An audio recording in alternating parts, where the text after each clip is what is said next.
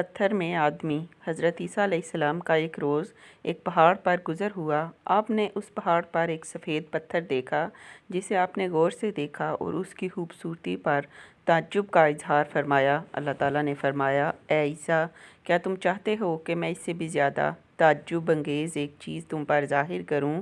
حضرت عیسیٰ علیہ السلام نے عرض کیا، ہاں الہی، میں چاہتا ہوں۔ چنانچہ خدا کے حکم سے وہ پتھر پھٹ پڑا اور اس میں سے ایک مبارک شخص نکلا جس کے ہاتھ میں ایک سرسبز شاخ تھی جس کے ساتھ انگور لگے ہوئے تھے۔ حضرت عیسیٰ علیہ السلام سے اس شخص نے کہا، اے اللہ کے پیغمبر، یہ انگور میری ہر دن کی روزی ہے اور میں اس پتھر میں ہر وقت اللہ کی عبادت میں لگا رہتا ہوں۔ حضرت عیسیٰ علیہ السلام نے پوچھا کہ تم اس پتھر میں کتنی مدت سے مصروف عبادت ہو؟ وہ بولا کہ 400 برس سے۔